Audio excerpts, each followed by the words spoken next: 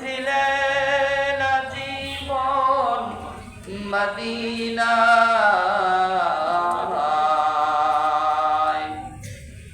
যে মানুষ মানুষের বেদনায় কেঁদেছিলেন জীবন মদিনায়,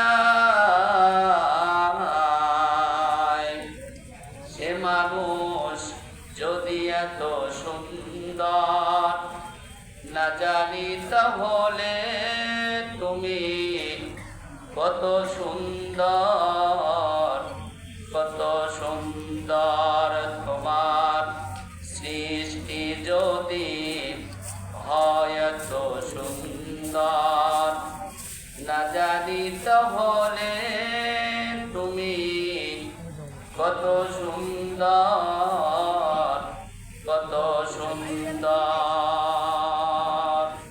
সে কথা ভেবে ভেবে, সে কথা ভেবে ভেবে কেটে যায় লগ্ন, ভরে যায় তৃষিত এই অন্তর, না জানি তাহলে তুমি কত সুন্দর তোমার সৃষ্টি যদি হয় এত সুন্দর না জানি তাহলে তুমি কত সুন্দর, কত সুন্দর। বলেন আমিন।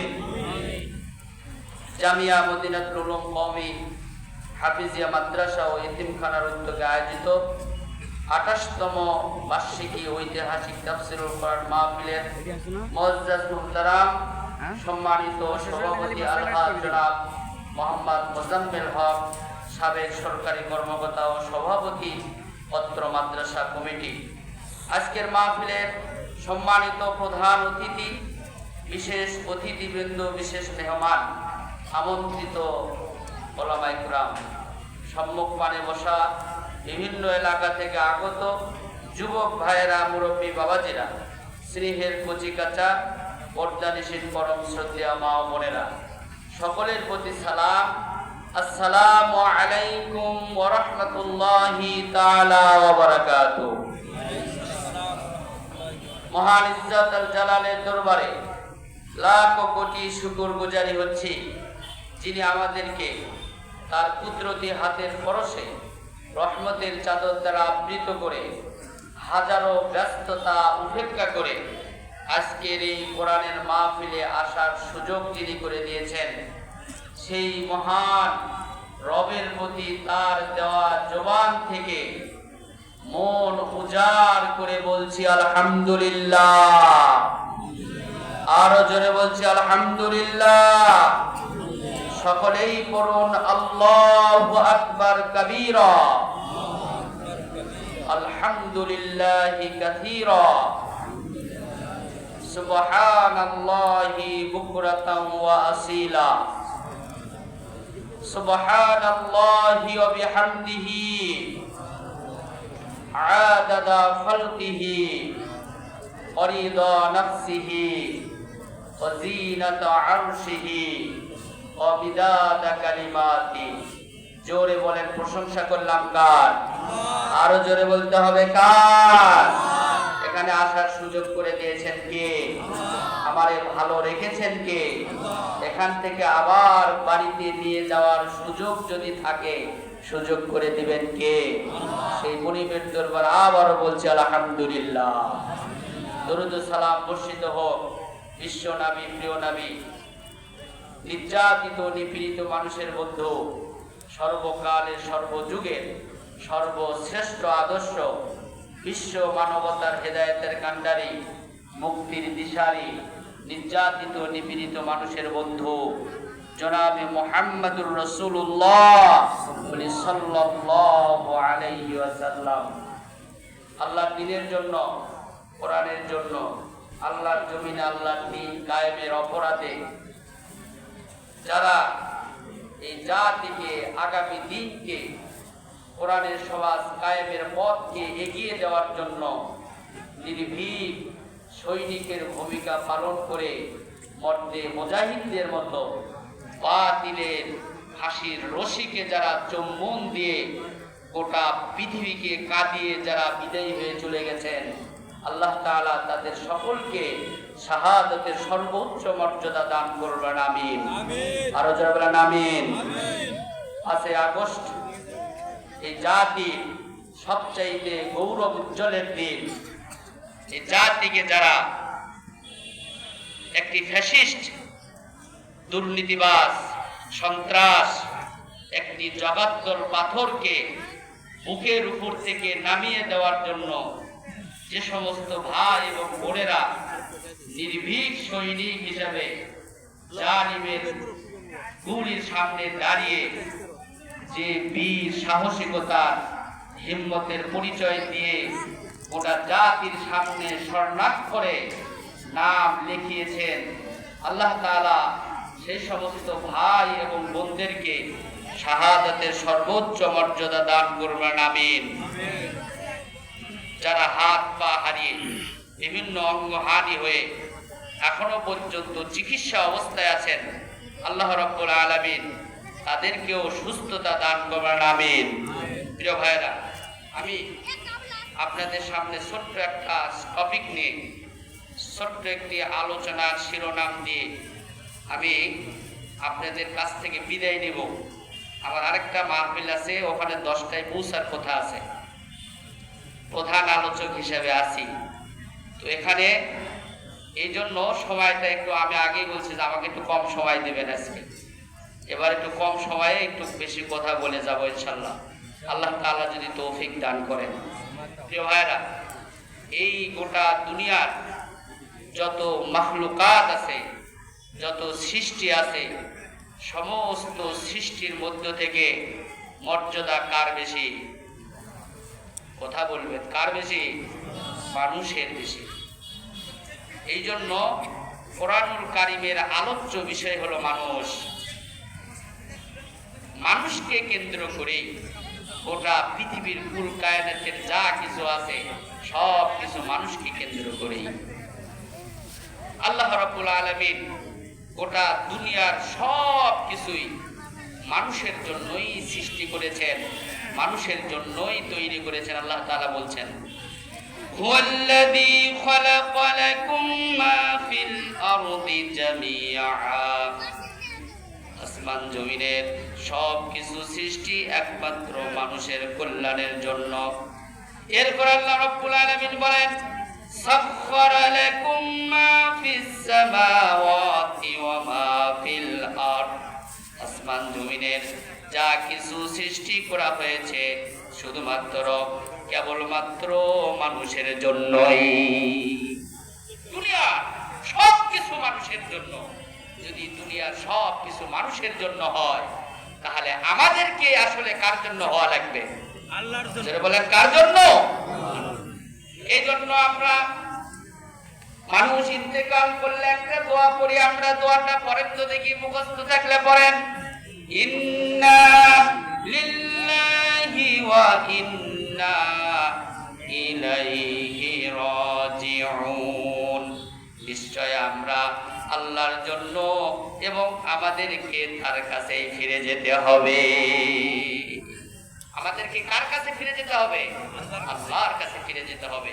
সুতরাং মানুষ এমন একটি প্রাণী যে প্রাণীর জবাবদিহিতা আছে। দুনিয়ার কোন মাখলুকাতের কিন্তু জবাবদিহিতা নাই। পৃথিবীর কোন সৃষ্টির কি জবাব হবে? শুধু জিন এবং ইনসানকে আল্লাহ তাআলা কিয়ামতের দিন তার হিসাবের মুখোমুখি দাঁড় করাবেন। আল্লাহ সুবহানাহু ওয়া তাআলা বলেন, আয়াহসাবুল ইনসানু আইয়ুতরাকা সুদা, মানুষ কি ধারণা করে নিয়েছে যে মানুষকে এমনিতেই ছেড়ে দেওয়া হবে? কথাটার ওয়েট বুঝবেন। সূরা কিয়ামা 36 নম্বর আয়াত। আল্লাহ সুবহানাহু ওয়া তাআলা বলছেন, মানুষ কি ধারণা করে মানুষকে এমনিতেই ছেড়ে দেওয়া হবে? বিষয়টা, এই কথাটা অনেক বড় ওজন। কেন? এই জন্য যে মানুষকে আল্লাহ তাআলা কোটি কোটি টেকনোলজি দিয়ে, কোটি কোটি টাকা দামের যন্ত্রপাতি দিয়ে মাথা থেকে পা পর্যন্ত তিনি নিজ হাতে মানুষকে তৈরি করেছেন। পৃথিবীর সব সৃষ্টিকে আল্লাহ বলছেন কোন, হয়ে যাও, হয়ে গেছে। পাহাড়কে কোন বলছে, হয়ে যাও, হয়ে গেছে। সাগরকে কোন বলছে, হয়ে যাও, হয়ে গেছে। পৃথিবীর সমস্ত সৃষ্টিকে কোন বলছে, হয়ে যাও, হয়ে গেছে। কিন্তু মানুষকে কোন বলছে, হয়ে যাও, হয়ে যাও, বিষয়টা এরকম নয়। মানুষকে আল্লাহ নিজ কুদরতি হাত দিয়ে মানুষকে তৈরি করেছেন। জোরে একটু সুবহানাল্লাহ বলা যাবে না? প্রিয় ভাইয়েরা আমার, আমাদের এই শিবপুর ইউনিয়নের একজন প্রফেসর ছিলেন, নাম আমরা সবাই তারে চিনি, আশরাফ স্যার। বাড়ি হলো সাকইল, নাকাইহাট কলেজে তিনি গণিত প্রভাষক ছিলেন। আমার সঙ্গে অন্ততপক্ষে একটি ওয়াক্তের নামাজ তার সঙ্গে হতো, জোহরের নামাজটা তার সঙ্গে হতো। অনেক একজন ভালো মানুষ, অনেক নম্র স্বভাবের ভদ্র মানুষ, নামাজিওয়ালা একজন লোক। তিনি যে একজন ইউনিভার্সিটিতে পড়ুয়া মানুষ, তার ভিতরে তার এই আত্ম অহংকার গুলো ছিল না। কিন্তু হঠাৎ যখন তিনি অসুস্থ হয়ে গেলেন, তার রক্ত তৈরি করার যে যন্ত্রটা, এই যন্ত্রটা নষ্ট হয়ে গেল। ভারতে চিকিৎসা করার জন্য যখন তিনি ভারতের ডাক্তারের সঙ্গে যোগাযোগ করলেন, যোগাযোগ করে তার চিকিৎসার জন্য যে খরচটা দাঁড়িয়েছিল, যে চিকিৎসা করার জন্য যে পরিমাণ টাকার প্রয়োজন ছিল, ডাক্তার বলেছিলেন 70 লক্ষ টাকা লাগবে। কয়টা যন্ত্র ঠিক করার জন্য? বলেন, একটা যন্ত্র ঠিক করার জন্য। রক্ত তৈরি করার যন্ত্র নষ্ট হয়ে গেছে, তাও আবার যেটা ঠিক করে দিবে সেটা অরিজিনাল না ডুপ্লিকেট। একটি ডুপ্লিকেট যন্ত্রের দাম যদি 70 লক্ষ টাকা দামের যদি হয়ে থাকে, তাহলে মাথা থেকে পা পর্যন্ত কোরআনুল কারীমের বর্ণনায় 28টা অঙ্গ প্রত্যঙ্গ দিয়ে আল্লাহ তাআলা বান্দারে সৃষ্টি করেছে। একটা যন্ত্রের দাম যদি এত টাকা হয়, তাহলে আরো যত যন্ত্র আছে কত টাকা দাম হবে বলেন তো দেখি। এত যন্ত্র ব্যবহার করার পরও বান্দা আল্লাহর গোলামি করতে রাজি না, শয়তানের গোলাম হতে চায়। বান্দা আল্লাহর বিধান পেয়ে খুশি নয়, শয়তানের বিধান প্রতিষ্ঠিত করতে চায়। বান্দা এত কোটি টাকার সম্পদ নিজে ব্যবহার করার পরও আল্লাহর পথে চলতে চায় না, শয়তানের পথকে বেছে নেয়। অথচ সেই আল্লাহ তাআলা বান্দাকে বলেছেন, বান্দারে আমি আল্লাহ তুরে কিন্তু এমনিতে ছেড়ে দিব না, এমনিতেই ছেড়ে দিবে না। সুম্মা লাতুসআলুন্না ইয়াওমাইদিন আনিন নাঈম। বান্দাকে সব কিছুর হিসাবের মুখোমুখি করবেন কিয়ামতের দিন। বান্দার নিয়ামতের ব্যাপারে কিয়ামতের দিন আল্লাহ হিসাব নেবেন। প্রিয় বন্ধুগণ আমার, বিজ্ঞানীরা বলেছেন দৈনিক একজন মানুষ 3 কেজি করে অক্সিজেন গ্রহণ করে। এই অক্সিজেনের দাম আনুমানিক ভাবে যদি একটা সিলিন্ডারের দাম যদি একজন শ্রেষ্ঠ দায়ী যার লেখা বই ডট দিচ্ছেন, দুঃখ করো না, লা তাহজান ইন্নাল্লাহা মা'ানা, এই ডট দিচ্ছেনের লেখক হলো ডক্টর আইদ আল কারনি। গোটা পৃথিবী কাঁপানো একজন শ্রেষ্ঠ ইসলামিক স্কলার। কাবা শরীফে দাঁড়িয়েছেন, আযান হচ্ছে, উনি দাঁড়িয়েছেন নামাজের জন্য। কাবার ইমাম তারে ডাকতেছে, সামনের দিকে আসো। উনি বলছেন আমি যে জায়গায় দাঁড়িয়ে আছি আমি এই জায়গায় থাকবো, কাউকে ঠেলে আমি সামনে যেতে চাই না। এটাই ব্যক্তিত্ব। সম্মানিত ব্যক্তি হলে তার পিছনের দিকে ঠেলা দিয়ে আগে দাঁড়িয়ে দেবে, কি ঠিক না? আমি কেন পেলাবিলি করে সামনে যেতে চাই? এই জন্য ইসলামের সকল কাজে আগে বসতে হবে, আগে আসতে হবে। আসবেন শেষে, কিন্তু বসতে চাইবেন আগে, তা হবে না। প্রিয় বন্ধুগণ আমার,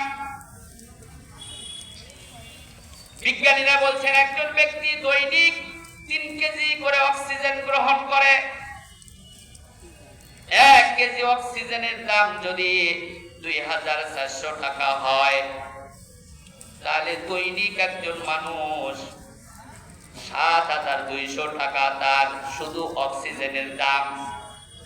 বলেন তো দেখি, যতদিন থেকে জন্ম নিয়েছি এই অক্সিজেন বলার কারণে, অক্সিজেনের বিল নেওয়ার কারণে আল্লাহ তাআলা কি কোনোদিন ফেরেশতা পাঠিয়ে দিয়েছেন নাকি?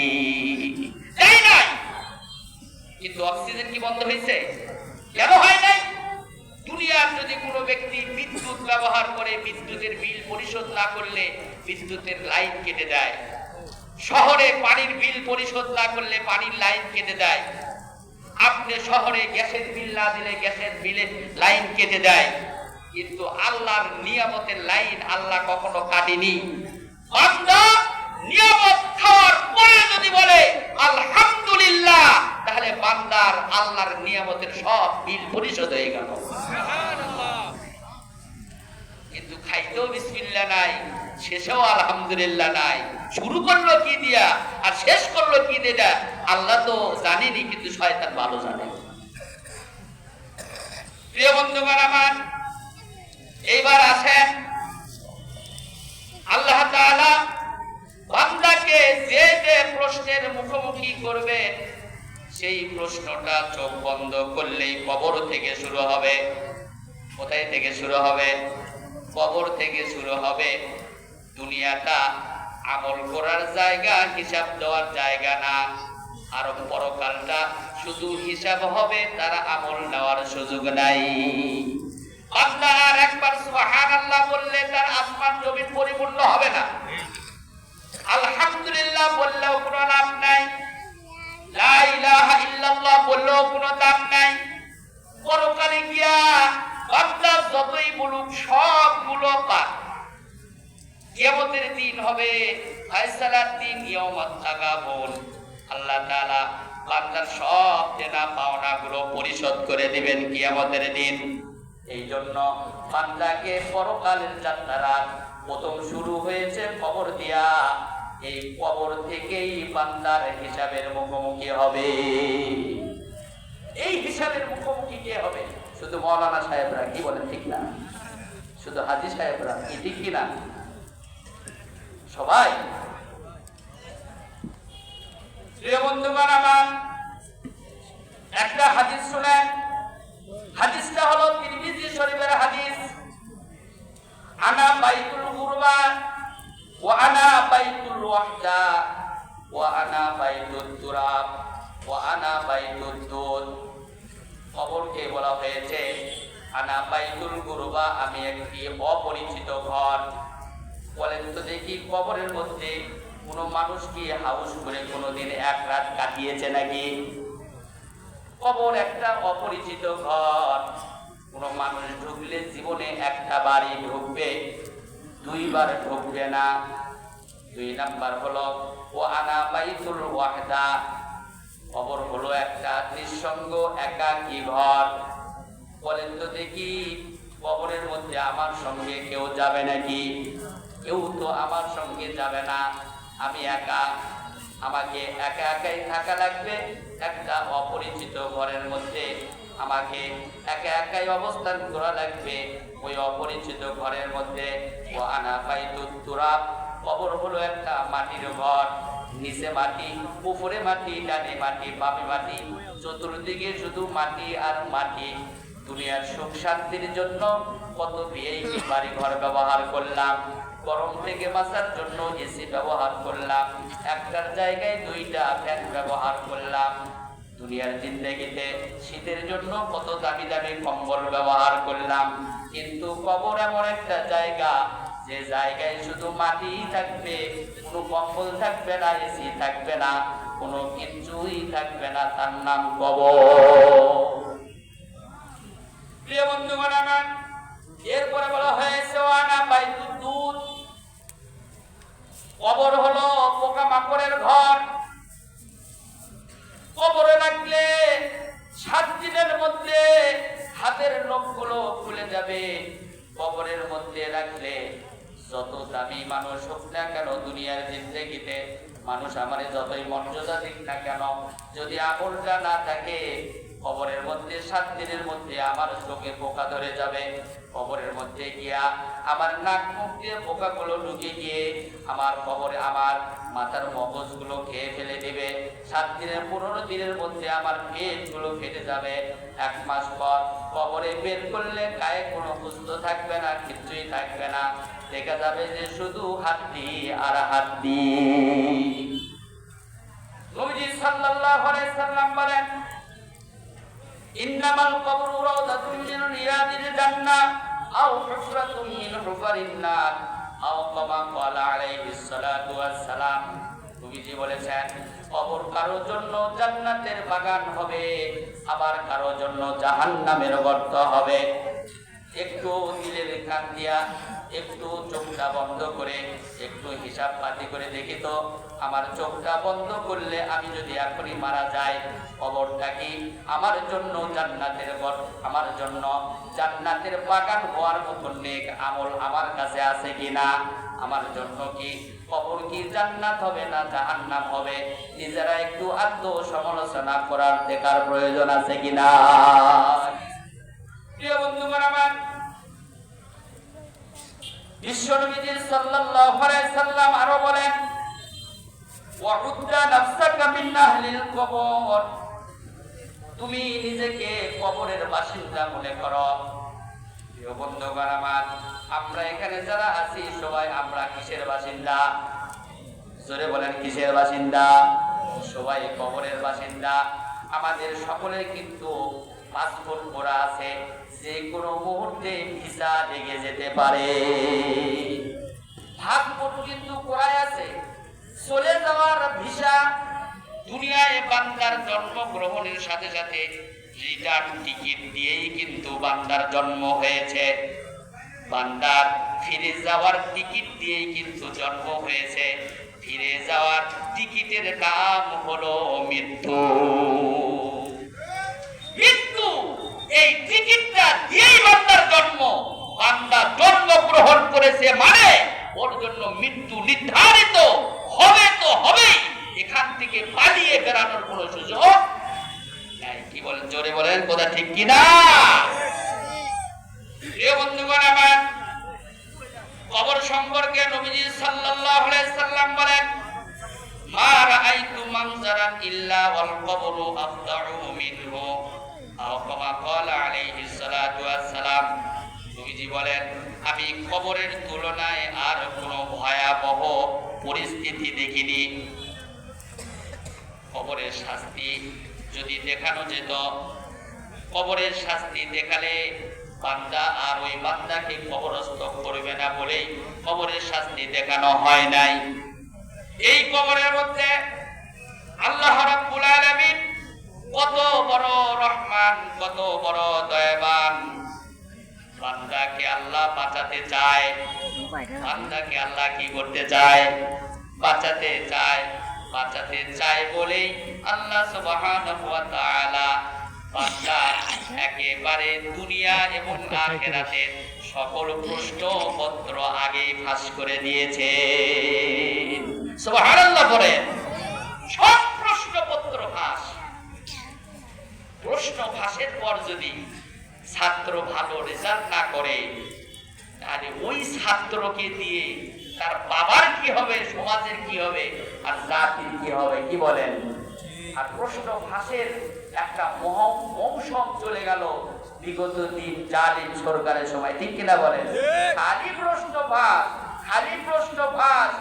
আর শিক্ষা ব্যবস্থায় একেবারে কিভাবে আল্লাহ গোসান লাগবে, কিভাবে ভাত পানি রান্না লাগবে, কিভাবে শোয়া লাগবে, খালি এইগুলো দিয়ে জাতিকে ফেরাউনি কায়দায় মূর্খ বানিয়ে ৪২ সাল পর্যন্ত ধান্দাবাজি মাথার মধ্যে ছিল যে আমি তো ক্ষমতায় আছি, আমারে আর ক্ষমতা থেকে নামাইকে, ঠিক কিনা বলেন?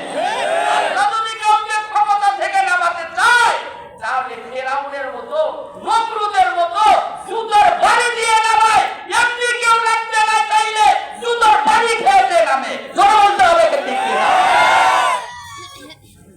কারণ এই জাতি এই জালেমদেরকে নামানোর জন্য কম রক্ত ক্ষয় করেনি, হাজারো মানুষের রক্ত ঝরেছে। এই দেশে শত শত রাজনীতিবিদরা দিনের পর দিন জেলখানায় ছিল নিরপরাধ হিসেবে। এই জাতিকে দেখতে হয়েছে রাজনীতিবিদদের কোমরে রশি, পায়ে টাঙ্গা বেরি, হাতে হ্যান্ডকাপ। এইভাবে তাদেরকে আমরা দেখেছি হাজিরা দেওয়ার সময় নিয়ে এসেছে, ঠিক কিনা বলেন? কিন্তু আমাদের জন্য দুঃখ লাগে এখনো যাদের অর্ডার দিয়ে আমাদের দেশের সন্তানদের বুকে যারা গুলি চালালো, অথচ তাদেরকে নিয়ে আসা হচ্ছে খুব হাস্য উজ্জ্বল অবস্থায়। তাদের কোমরে আমরা এখনো দড়ি দেখতেছি না, তাদের পায়ে এখনো টাঙ্গা বেরি দেখতেছি না, তাদের হাতে হ্যান্ডকাপ দেখতেছি না, তারা এখনো হাসি খুশিতে আছে। এটা আমাদেরকে ভেবে তুলতেছে, কথা বলে ঠিক কিনা বলেন? এ বন্ধুগণ আমার,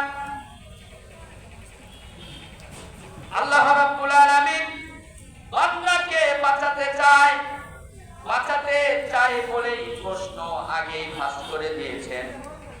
কি প্রশ্ন তোমার খবরে হবে? হাসরের ময়দানে কি প্রশ্নের মুখোমুখি হবে তুমি, সেই কথাগুলো আগেই ফাঁস হয়ে গেছে। প্রিয় বন্ধুগণ, বলেন তো দেখি, আমরা সকলেই জানি খবরের প্রশ্ন কয়টা? জোরে বলেন, কয়টা? 3টা প্রশ্ন। মান রব্বুকা, তোমার রব কে? রব মানে কি আমরা আজ পর্যন্ত জানি না। আমরা শিখেছি যদি আমরা ফজরের নামাজের সময় 3বার বলি রাদিতু বিল্লাহি রাব্বান ওয়া বিল ইসলামি দীনাও ওয়া বি মুহাম্মাদুর রাসূলুল্লাহ সাল্লাল্লাহু আলাইহি ওয়াসাল্লাম, ফজরে 3বার আর মাগরিবে 3বার। 3বার বললে আমরা কবরে গিয়া ফুট করে আল্লাহর জান্নাতে চলে যাব, ঠিক না? কি সস্তা আমল! ফজরে 3বার পাবেন আর মাগরিবে 3বার পাবেন। এইগুলো পর পরে আপনি ফুট করে জান্নাতে চলে যাবেন। আপনাকে বুঝাই লাগবে না রব মানে কি, দিন মানে কি, নবী মানে কি, এগুলো জানাই লাগবে না। শুধু হাতে গুনে গুনে জান্নাতে চলে যাবেন। আর আল্লাহর ফেরেশতারা আমাদেরকে একবারে জান্নাতের ফুলের বাগান নিয়ে করে বসে আছে, আসো তাড়াতাড়ি আসো। 3বার না ফজরে পড়ছো আর 3বার মাগরিবে পড়ছো, সমস্যা কি আছে? প্রিয় বন্ধুগণ আমার, একটু ভালো করে বুঝেন রব মানে কি। রব হলো তিনি যিনি অনস্তিত্ব থেকে অস্তিত্ব দান করেন, তার নাম রব। জোরে বলতে হবে, অনস্তিত্ব থেকে অস্তিত্ব দান করেন যিনি, তার নাম কি? পৃথিবীর কোন মাখলুকাতের, পৃথিবীর কোন মাখলুকাতের অস্তিত্ব ছিল বলেন তো দেখি?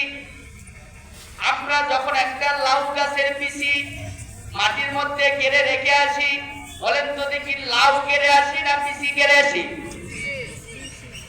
এই পিসির মধ্যে কে জীবন দিল? এই পিসির মাথাটা ফেটে কে 2টা পাতা বের করে দিল? 2টার থেকে 4টা, 4টার থেকে 8টা, 8টা থেকে 12টা কে ডোগা বৃদ্ধি করে দিয়ে গোটা জাংলাটা লাউ গাছ দিয়ে পরিপূর্ণ করে দিয়ে ফুল ফুটায়া সেই জায়গায় কলি দিয়ে একটা লাউ ধরে দিল। এটা যিনি করলেন, যার কোনো অস্তিত্বই ছিল না, এই অস্তিত্ব যিনি দান করেছেন তার নাম কি? তিনি কি? আমার কি কোনো অস্তিত্ব ছিল? আমার তো কোনো অস্তিত্ব ছিল না। আমি আমার মায়ের পেটের মধ্যে 1 ফোঁটা পানি এই এক ফোঁটা পানির মধ্যে লক্ষ কোটি শুক্রকীট আছে। এক ফোঁটা পানির মধ্যে, এই এক ফোঁটা পানির মধ্যে লক্ষ কি শুক্রকীটের মধ্যে দেখে যে শুক্রকীটকে আল্লাহ তাআলা পছন্দ করেছেন, ওই শুক্রকীটকে মায়ের অভাবের মধ্যে স্থান করে দিয়া এই শুক্রকীট এক সময় কি হবে? রক্তপিণ্ড হবে। রক্তপিণ্ড হয়ে যাওয়ার পর এই রক্তকে আল্লাহ গোশত বানিয়েছেন। এই গোশত বানানোর পর গোশতের মধ্যে হাড্ডি ঢুকিয়ে দিয়েছেন, হাড্ডির উপরে চামড়া দিয়েছেন। চামড়া দেওয়ার পর যিনি তার প্রত্যাদেশ দিয়েছেন তার নাম কি? আজব কাহিনী। জীবন্ত মানুষের পেটের মধ্যে আরেকটা জীবন্ত মানুষ।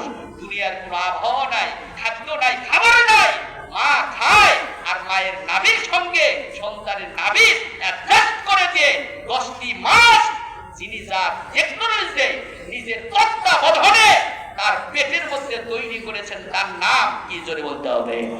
তার নাম হলো। তাহলে এক নাম্বার অর্থ হলো যিনি অনস্তিত্ব থেকে অস্তিত্ব দান করেন, তার নাম রব। 2 নাম্বার হলো মাখলুকাতের যখন যা প্রয়োজন বলার আগেই যিনি তার কাছে পৌঁছায় দেন, তার নাম রব। আমি কিন্তু প্রতিদিন বলি না আমারে অক্সিজেন দাও, আমারে অক্সিজেন দাও। প্রতিদিন 100 বার, 200 বার, 500 বার করে কিন্তু বলি না। কিন্তু মালিক জানে আমি যেহেতু তারে সৃষ্টি করেছি, সুতরাং অক্সিজেন বান্দা চাওয়ার আগেই তার নাকের কাছে পৌঁছে দেওয়ার দায়িত্ব আমি রব্বুল আলামিন আমি নিয়েছি। প্রিয় বন্ধুগণ আমার, একজন ডাকাতি করার জন্য বাড়ি থেকে বের হয়েছে। এসে জ্যোৎস্নার রাত্রিতে একটা খেজুর গাছের সঙ্গে হেলান দিয়ে আকাশের দিকে তাকায়, আবার নিচের দিকে তাকায়। ওই খেজুর গাছের সামনে আরেকটা খেজুর গাছ ছিল। এক খেজুর গাছের মাথা ভাঙ্গা আর আরেক খেজুর গাছে একেবারে খেজুর ধরানো খেজুরের গাছ। ডাকাতটা দেখতেছে একটা পাখি খেজুর গাছের মাথার উপরে, যে খেজুর গাছে খেজুর আছে ওই খেজুর গাছের মাথার উপরে পড়ে, আর ওখান থেকে পড়ে উড়ে গিয়ে আবার খেজুরের যে জায়গায় ভাঙ্গা মাথা আছে ওই গাছের উপরে পড়ে, বারবার যায় আর আসে। ডাকাতের মনের মধ্যে একটা কিউরিসিটি জেগেছে, ডাকাতের মনের মধ্যে একটা আকাঙ্ক্ষা জেগেছে, এরকম হয় কেন? এই খেজুরের গাছে একবার উড়ে ওই মাথায় গিয়ে পড়ে, আবার যায় আবার আসে কেন? একটু দেখার প্রয়োজন। এই জন্য তিনি আগ্রহ করে যে খেজুর গাছের মাথা ভাঙ্গা ওই খেজুর গাছের উপরে উঠে দেখতেছে একটা সাপ হা করে আছে, আর ওই সাপের মুখের মধ্যে ওই পাখিটা ফুটে করে একটা করে খেজুর নিয়ে এসে সাপের পেটের মুখের মধ্যে ঢুকায় দেয়। বলেন তো দেখি কোন মালিকের কাছে এই খবর আছে যে সাপের মুখের মধ্যে খেজুরকে দেওয়া লাগবে আর পাখিকে নিযুক্ত করে দিয়েছেন? তার মানে যিনি সৃষ্টি করেছেন ওই স্রষ্টা মাখলুকাতের জন্য যখন যা প্রয়োজন বলার আগেই যিনি পৌঁছে দেন তার নাম হলো রব। কারণ আমার রিজিকের মালিককে যদি বলতে হবে, আমার রিজিকের মালিককে, আমার রিজিকের মালিক যদি আল্লাহ হয়, তাহলে আমি তো সভাপতির উপরে ভরসা করে তো আমি মাদ্রাসায় চাকরি করি না। আমি রিজিকের ভর যদি করি তাহলে তো আমি মসজিদ কমিটির উপরে ভরসা করে তো আমি মসজিদের ইমামতি করি না।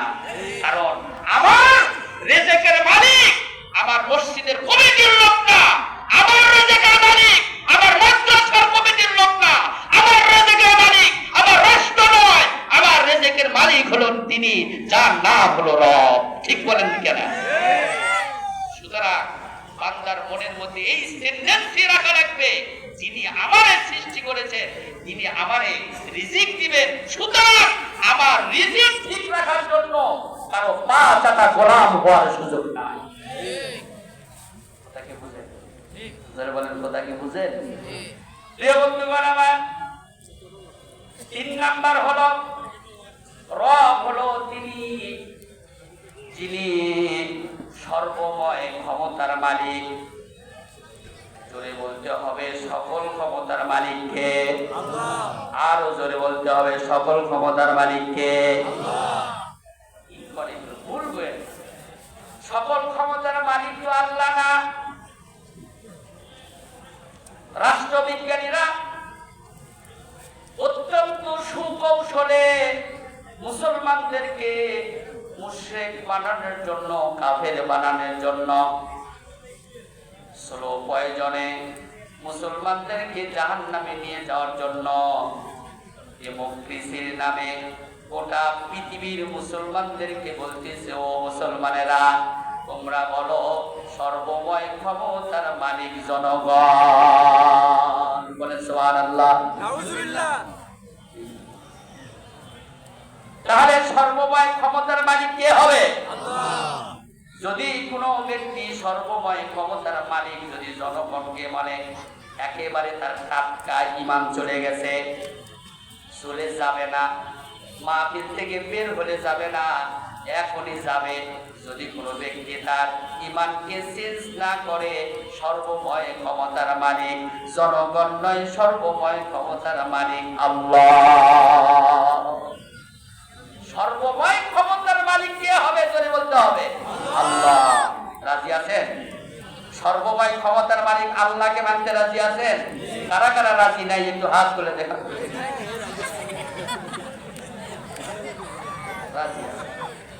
রাজি আছে? আলহামদুলিল্লাহ বলে আলহামদুলিল্লাহ। আরো জোরে আলহামদুলিল্লাহ। প্রিয় বন্ধুগণ আমার, এখানে মান রক্ষা দেওয়ার প্রয়োজন কি? এখানে তো দিলে অন্য কিছু দিতে পারতেন। মান রক্ষা না দিয়ে আল্লাহর অন্য সিফতি নাম ঢুকিয়ে দিতে পারতেন, কিন্তু আল্লাহর সিফতি নাম অন্যটা না দিয়ে রব দিলেন কেন?